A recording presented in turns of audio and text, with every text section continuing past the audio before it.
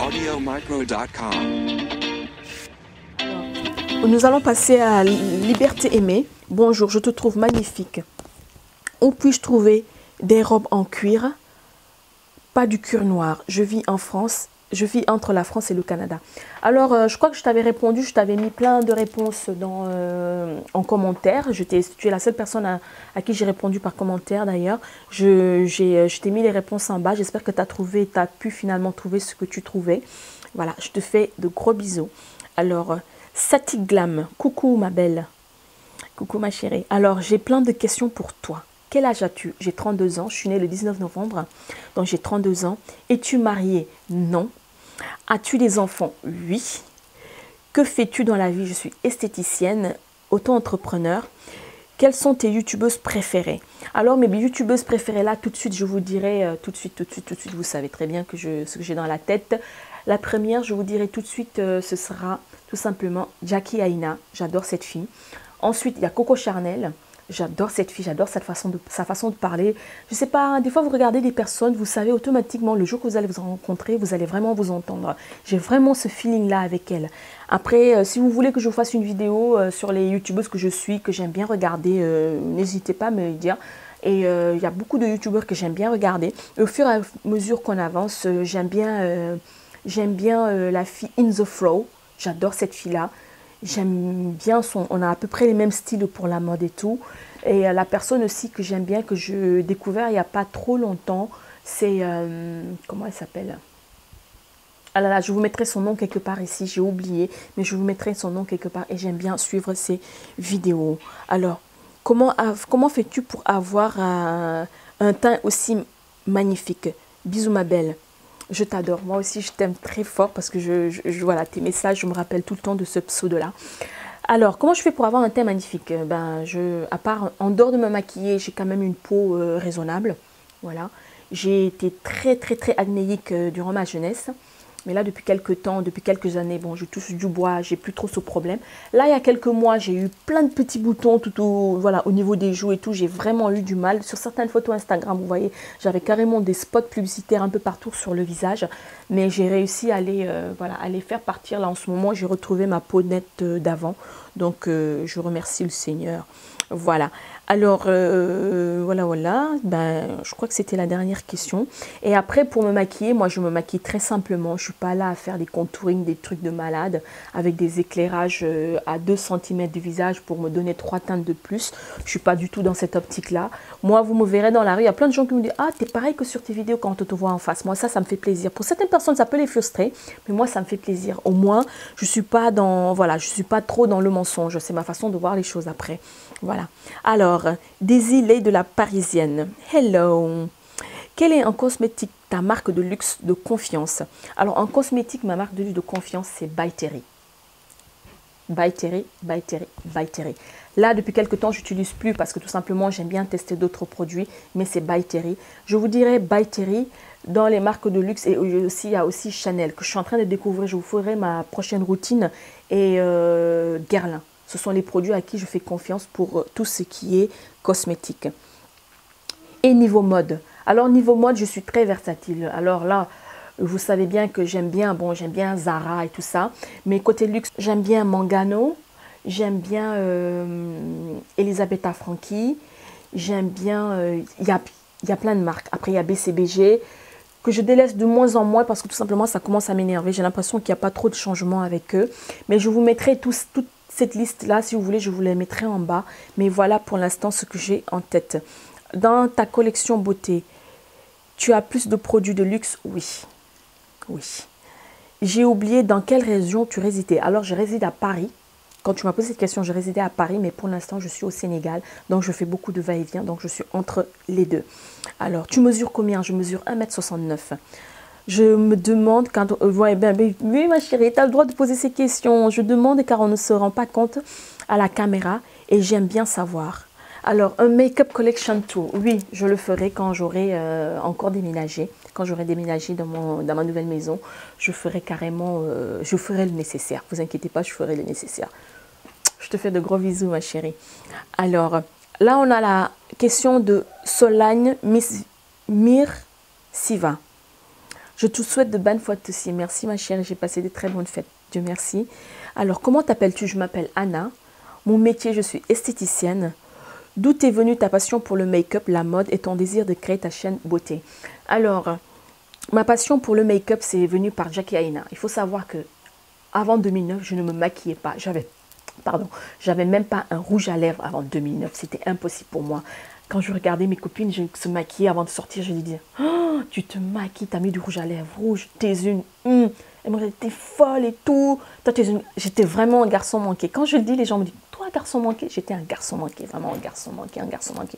Mais tout ça, c'est arrivé quand j'ai découvert les talons. J'ai kiffé les talons. Et quand j'ai aimé les talons, quand j'étais toute petite, je mettais les talons, je savais que je ne pouvais pas passer à côté. Donc voilà, mais pour moi, plus les talons sont hauts, plus je me sens en confiance, plus les talons sont hauts. Donc je vous dis même pas. Alors, et ma passion aussi pour le make-up est venue de là, de créer ma chaîne YouTube parce que tout simplement je suis esthéticienne, donc je cherchais, et quand j'ai rencontré mon chéri, c'est lui-même qui m'a ouvert ma chaîne YouTube, vous voyez, il m'a ouvert ma première chaîne YouTube qui était par rapport à mon travail, parce que je faisais du domicile à Paris, donc j'ai ouvert une chaîne YouTube pour ça, qui s'appelait tout simplement Esthétique à domicile Paris 75. Cette chaîne n'existe plus parce que je n'exerce plus à Paris. J'ai déjà ma liste de clients que je garde quand je vais à Paris. Je prends des rendez-vous. Mais là, par exemple, parce que j'étais esthéticienne, j'avais envie de partager tout ce qui était esthétique et tout. D'ailleurs, dites-moi si vous avez envie que je fasse des vidéos seulement côté esthétique, pas côté maquillage. Je serais ravie de vous le faire parce que c'est ma passion number one. Alors, donc c'est ce qui m'a donné envie de créer ma chaîne YouTube et de pouvoir continuer les vidéos malgré que je n'ai pas beaucoup d'abonnés. Mais voilà, je le fais par amour et par passion. Donc pour moi, le chiffre qui suit derrière, je m'en fous un peu. Où vis-tu? Je vis entre le Sénégal et Paris. Es-tu marié? Non. Des enfants? Oui. Ta citation préférée? Aide-toi et le ciel t'aidera. On est un peu dans le pays de la main tendue au Sénégal. Hein. Voilà pourquoi je dis ça. À quel âge estimes-tu qu'une fille peut commencer à se maquiller? Alors pour moi, tout simplement, il n'y a pas d'âge. Il faut d'abord voir les parents ce qu'ils veulent. Parce que quand on a moins de 18 ans, j'imagine que ça doit être un peu plus compliqué. Après, il ne faut pas aller au lycée avec un smoothie. Hein. Moi, je sais que ma petite fille, voilà, elle ne se maquillera pas avant ses... Là, la génération actuelle, c'est dur de fixer un âge. Hein. Elle ne se maquillera pas avant 16 ans. Je crois, oui. Pas avant 16 ans. Pas avant 16 ans. Je crois qu'elle ne se maquillera pas avant 16 ans. Mais bon, après, on vit dans un monde, les choses évoluent, quoi. Maintenant, je ne sais pas. Sincèrement, j'ai pas de fille. J'ai pas de fille, donc je ne peux pas vous dire. Mais moi, voilà, j'ai commencé à maquiller en 2009. Donc en 2009, j'avais quel âge, quoi? Je suis née en 83. Donc imaginez-vous un peu. Donc pour moi, voilà, je ne suis pas non plus la bonne référence. Voilà. Alors, quel conseil donnerais-tu aux jeunes d'aujourd'hui? Alors, les conseils que je donnerais aux jeunes d'aujourd'hui, vivez pour vous-même. Vous allez me dire, ça veut dire quoi ça? Vivez pour vous-même, ça tout simplement. Les réseaux sociaux sont dans un engrenage de personnes parfaites, de silhouettes parfaites. C'est un truc... Les gens vivent maintenant pour l'apparence, pour la critique des autres. Vivez pour vous-même. Ayez des aspirations, ayez de bons exemple. Ayez des personnes, ayez des exemples des personnes qui en valent vraiment la peine. Ayez des personnes, ayez des exemples, je vais dire tout simplement, les gens vont trouver ça méchant, mais moi, dire que par exemple Nabila, c'est une référence pour moi, voilà, pour moi c'est un truc qui me choque, tout simplement. Après, ça peut amener à un débat, chacun sa vision des choses. Moi, par rapport à ma vision, ma fille qui me dit demain, j'aimerais être comme Nabila, je vais te tuer. Tout simplement, pourquoi? C'est quoi le truc derrière? C'est quoi? Voilà, c'est quoi le truc derrière? Tu me dirais demain que voilà, Whitney Houston c'est une référence, Oprah Winfrey c'est une référence, pour Aline Sitoé Diatta c'est une référence. Bats-toi pour des choses qui ont vraiment de la valeur pour toi. Après, ça peut être, par exemple, tu as envie d'être make-up artiste, tu deviens make-up artiste. Mais moi, je te dirais tout simplement, je ne vais pas te dire, ah, il faut avoir le bac, ceci, cela. Non. C'est un truc aussi, ça c'est encore un autre débat parce que en Afrique, non, même pas en Afrique, un peu partout dans le monde d'ailleurs, j'ai remarqué que les parents veulent que les enfants fassent de grandes études. Oui, mais si ce n'est pas son objectif de départ, croiras-tu que ce sera son objectif d'après quand il aura fini ses études, qu'il ne se sente pas dans son travail? Aujourd'hui, les gens qui ont fait des grandes études, c'est eux qui sont encore beaucoup plus frappés par la crise et par le chômage. Tout simplement parce que la plupart sont des familles modestes qui ont fait des dettes. qui aujourd'hui, pour rembourser, croyaient que leur fils sorti d'école, il est sorti d'une bonne école, l'école des Roches ou je sais pas quoi, il va tout simplement aller à Sciences Po, il va faire de très bonnes études, il va sortir, il va avoir du travail. C'est pas écrit sur ta liste de fin d'année qu'automatiquement tu as telle boîte qui t'embauche. Hein. Il y en a plein sur le marché qui sont comme ça, des parents ont fait des dettes et aujourd'hui ils n'arrivent pas à rembourser leurs dettes parce qu'ils croyaient que leur enfant allait trouver du travail avec un salaire de 10 000 € à la fin du mois et que ce n'est pas le cas. Et que tout simplement ce n'est pas le cas. Ce n'est pas le cas. Donc du coup, ça te met dans un engrenage de dépression. À 30 ans, tu n'as rien réalisé.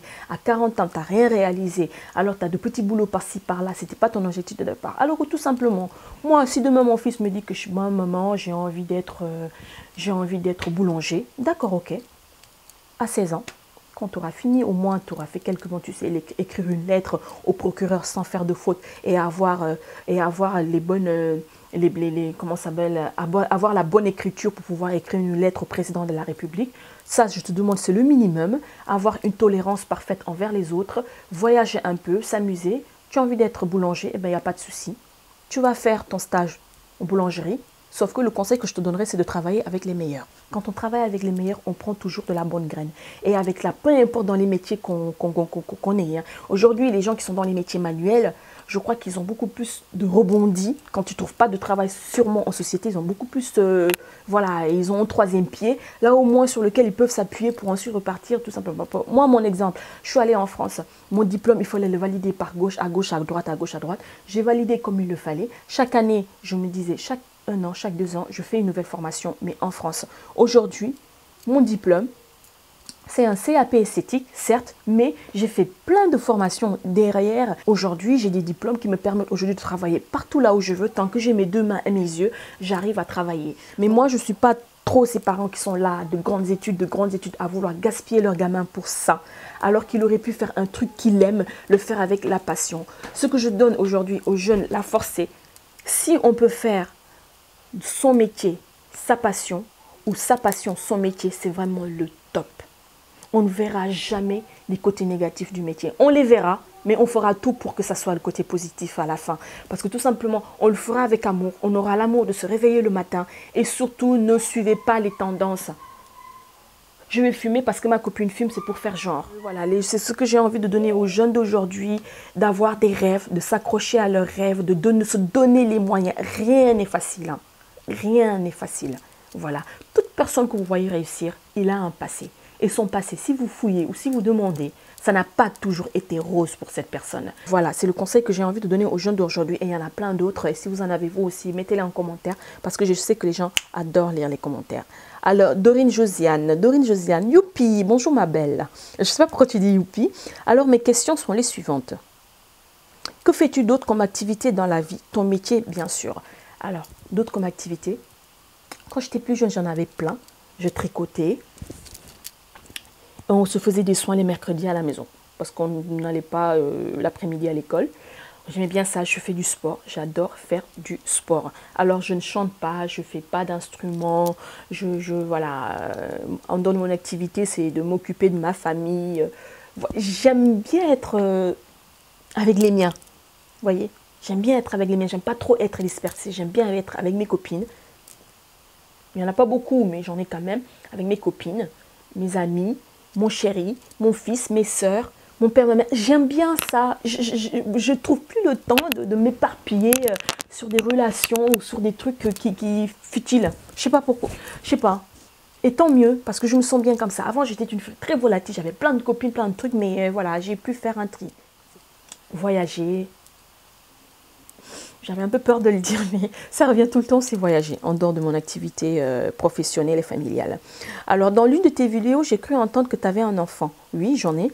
Puis-je savoir son sexe? C'est un garçon. Son âge, il a 4 ans. Bien évidemment, si ça ne te pose aucun problème, ben non. Je ne trouve pas ça trop indiscret, ça va. Es-tu marié? Non. Fiancé? Ça veut dire quoi, fiancé? If I have a fiancé? No. Yes, I have a fiancé. Évidemment, c'est le père de mon enfant. Alors, quel âge as-tu? J'ai 32 ans, ma chérie. De quelle nationalité es-tu? Je suis sénégalaise. Voilà. Ma mère est française, mais mon père est sénégalais et je suis née au Sénégal. Alors, merci déjà pour tes réponses. Je te trouve trop stylée. Bonne fête à toi. Gros bisous depuis l'Italie. Tu es dans un pays que j'adore, ma chérie. Tu es en Italie. Tu es où en Italie? Dis-moi. Oh là là, j'adore l'Italie. Alors, je te trouve trop stylée. Merci beaucoup, ma chérie. Alors, Sweetie Afi. Hello ma belle Anna, j'aimerais savoir comment tu fais pour gérer ta vie de famille et tes voyages au Sénégal. J'espère n'être pas trop indiscrète avec ma question.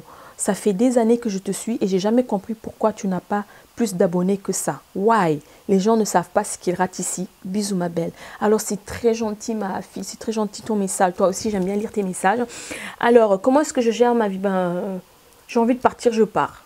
J'ai cessé de me faire des concessions dans la vie. Si vous avez regardé mon TMI, je vous mettrai la référence de la vidéo en barre d'infos, vous aurez compris pourquoi. Parce que j'ai eu vraiment des moments très très durs dans ma vie. Donc maintenant j'ai envie de partir, je pars. Et j'ai la chance d'être auto-entrepreneur, donc c'est-à-dire je peux partir quand je veux, entre guillemets. Et voilà, j'essaye de gérer ma vie comme ça. J'ai un mari aussi qui travaille à son compte. Et donc on peut se permettre de voyager, de partir quand on en a envie. Maintenant, on a un fils, il va à l'école, ça a un peu changé, ça nous a fait bien drôle tout ça, bien bizarre. Mais on essaye de faire avec. Voilà, on fait avec et je gère ma vie comment? Il faut être très organisé. Très organisé, savoir quand on part, quand est-ce qu'on vient. Maintenant, on est obligé de se fixer des dates. C'est pas encore tout à fait ça au niveau fixer des dates, mais on y arrive, voilà. On y arrive. Je n'ai pas de leçon stratégique à donner là-dessus, mais on y arrive. Alors, ma chérie Awapena, coucou ma belle, je sais que tu es au Sénégal. Est-ce c'est provisoire ou quand tu t'y es installé? Je suis déjà installée parce que les projets que j'ai, je peux dire que je suis installée. Mais je suis entre Paris et Dakar. Voilà, mais je suis installée. Alors, je voulais te dire aussi, pour moi, c'est un plaisir que tu partages ta passion avec nous. Gros bisous. Moi aussi, c'est un plaisir que je vois qu'il y ait une vue sous ma vidéo, qu'il y ait un commentaire. Ça me fait plaisir. Alors, si j'en ai plusieurs, c'est encore juste de la folie. J'adore lire vos commentaires et y répondre.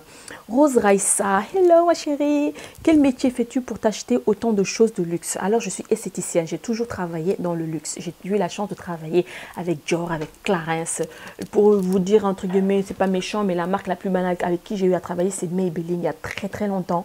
C'était en France, on avait fait un peu le tour de l'île de France et tout pour présenter quelques produits. Donc j'ai eu à travailler dans l'Institut Dior au Plaza Athénée, j'ai eu à travailler au Crayon, j'ai toujours évolué dans le milieu du luxe. C'était un choix, ça m'est tombé dessus et finalement c'était un bon choix personnel. Ça m'a permis tout simplement de très bien connaître le marketing, les compositions des marques de luxe. Voilà pourquoi je fais confiance quand même aux marques de luxe et je sais pourquoi. Alors, tu es issu d'une famille riche? Non. En argent, non. Mais très riche en culture, très riche en tolérance, très riche en mentalité. Ouais. Après, dans ma vie, bon, beaucoup de gens disent qu'on était riche. Pourquoi? Parce que bon, mon grand-père, on avait beaucoup de maisons, on avait genre 3-4 maisons et tout. Mon grand-père, c'était voilà, un ancien de l'armée française. Donc voilà, les gens disaient qu'on était riche, mais par rapport à aujourd'hui, avec le recul, oui. On n'a pas eu de nécessité précaire. Si, on en a traversé quand même des trucs précaires, mais voilà quoi. Mais non, j'appelle pas ça la richesse. Matériel, on s'en fout un peu dans notre famille. Sincèrement, on s'en fout. Alors, tu es né où? Je suis née à Ziguinchor. C'est une province qui se trouve au Sénégal, qui est dans le sud, à la Casamance. C'est très vert. Il pleut beaucoup. Il y a beaucoup de gens qui le comparent au Cameroun. Il pleut beaucoup là-bas. Quand il pleut, il pleut. Hein. C'est pas comme Dakar. Hein. Alors, tu es de quelle origine? Alors, ça c'est une bonne question. Voilà, parce qu'il y a beaucoup de gens qui croient que je m'éclaircis la peau. Je ne m'éclaircis pas la peau. Alors, ma mère, je vais vous parler déjà de mon père. Il est sénégalais. Sénégalais, un vrai Sénégalais de Saint-Louis. Alors, ma grand-mère, c'est-à-dire la mère de ma mère, elle est chinoise vietnamienne, son métissage. Son mari, qui est mon grand-père, c'est un Portugais noir descendant d'esclaves qui a donné ma mère. Voilà pourquoi on est comme ça. C'est tout aussi simple. Tout aussi simple. Voilà. Alors, combien as-tu d'enfants? J'en ai 2. Tu habites où? Au Sénégal et en France. Quel est le métier de ton mari? Alors, il n'a pas du tout envie que je parle de lui dans ces vidéos, donc je suis désolée, mais je m'abstiens. Alors, quel conseil peux-tu donner en général sur la vie d'après ton vécu? Hey, life is short. Vivez la vie, faites les choses dont vous avez envie. C'est le conseil que je vous donne. Vous savez, j'étais mariée en 2009. En 2008, j'étais mariée. J'ai perdu mon mari. Il est mort. J'ai vécu ça. Et j'ai vécu des trucs de la belle famille. J'ai vécu plein de choses. Des fois, je me demande, j'ai l'impression d'être née, je suis morte, je suis revenue. J'ai l'impression d'avoir eu plusieurs vies. Parce que je me dis, j'ai quand même 32 ans et avoir vécu tout ça, c'est lourd. C'est très lourd. C'est très difficile, c'est pas évident. Aujourd'hui, quand je suis là en face de la caméra en train de vous parler, des fois, quand je me regarde encore, je me dis, mais comment je fais? Comment je fais? J'ai tous les droits aujourd'hui de me lamenter sur mon sort. Il m'est arrivé plein de merde. De merde. Et pour moi, quand il m'arrive des merdes comme ça, comme j'ai la foi, je me dis que c'est parce que Dieu m'aime, voilà pourquoi il me pose des obstacles comme ça. C'est pour voir jusqu'à quel point je peux me faire confiance et jusqu'à quel point je peux me battre pour les gens que j'aime, les choses que j'aime et les choses qui me tiennent vraiment à cœur. Si je suis capable de me relever, pour moi, ça fait partie de la vie. Si vous avez la chance de ne pas avoir trop de soucis, pas de ceci, pas de cela, tant mieux. Mais il y a des gens qui sont nés pour être, entre guillemets, martyrs. Ça va pas, ça va. Quelque temps, ça va pas. Et moi, je crois que je suis dans cette optique-là. Et je remercie le bon Dieu pour ça. Vous voyez. Voilà pourquoi quand j'ai ces tout petits moments de bonheur, je les vis à fond. Je les vis à fond. Je ne me mets pas d'obstacles si la vie ne m'en est pas. Je ne me mets pas moi-même des obstacles comme ça gratuitement. Non, je ne le fais pas. Par rapport à mon vécu, ma chérie, ça se voit que tu me suis beaucoup. C'est vraiment très important pour moi. Je ne me fatigue plus avec certaines futilités. Non, je dis stop. Je fais les choses dont j'ai envie et comment je le sens. Voilà, c'est tout aussi simple. Et merci pour ta question, ma chérie. Je te fais un gros bisou.